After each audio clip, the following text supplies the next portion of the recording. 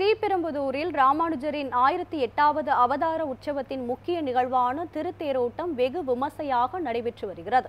இது குறித்த கூடுதல் விவரங்களை செய்தியாளர் பாலசுப்ரமணியன் வழங்க கேட்கலாம். வணக்கம் பாலசுப்ரமணியன், முழுமையான விவரங்கள் என்ன, பதிவு செய்யுங்கள்.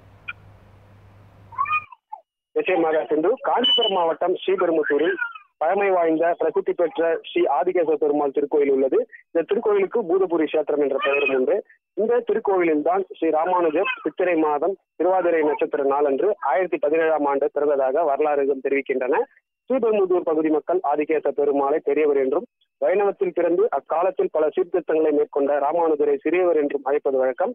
ஆதிகேசவ பெருமாள் திருக்கோயிலில் சித்திரை மாத உற்சவத்தின் சிறப்பம்சம் ஆதிகேசவ பெருமாளுக்கு 10 நாட்கள் பிரம்மோற்சவம், அதனைத் தொடர்ந்து ராமானுஜருக்கு அவதார உற்சவம் என்று 10 நாட்கள் உற்சவம் நடைபெறுவது வழக்கம். அந்த வகையில் இந்த ஆண்டு ராமானுஜரின் 1008வது அவதார உற்சவம் கடந்த ஏப்ரல் 22ஆம் தேதி கோலாகலமாக துவங்கியது. தங்கப்பல்லக்கு, மங்களகிரி வைபவம், சிம்ம வாகனம், குதிரை வாகனம் என பல்வேறு வாகனங்களில் ஸ்ரீ ராமானுஜர் பக்தர்களுக்கு காட்சியளித்தார்.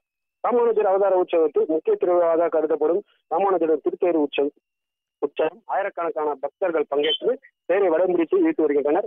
இவ்விழாவில் 50 அடி உயரம் கொண்ட திருத்தேரினை காண தமிழகம் மட்டுமின்றி அண்டை மாநிலங்களிலிருந்தும் ஆயிரக்கணக்கான பக்தர்கள் கலந்து கொண்டு ராமானுஜரின் தரிசனம் பெற்று வருகின்றனர்.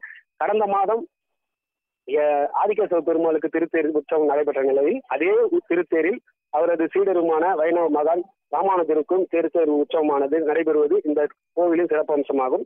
திருத்தேரானது தேரடி வீதி, திருவள்ளூர் சாலை, திருமங்கை ஆழ்வார் தெரு மற்றும் முக்கிய வீதிகளின் வழியாக சுமார் 2 கிலோமீட்டர் பவனி வந்து நிலையடையும்.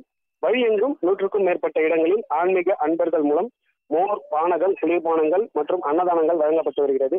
மேலும் இந்த தேர் திருவிழாவில் எந்தவித அசம்பாவிதம் ஏற்படாதவாறு காஞ்சிபுரம் மாவட்ட காவல்துறை சார்பில் 100க்கும் மேற்பட்ட போலீசார் பாதுகாப்பு பணியில் ஈடுபட்டு வருகின்றனர். முழுமையான விவரங்களுக்கு நன்றி பாலசுப்ரமணியன்.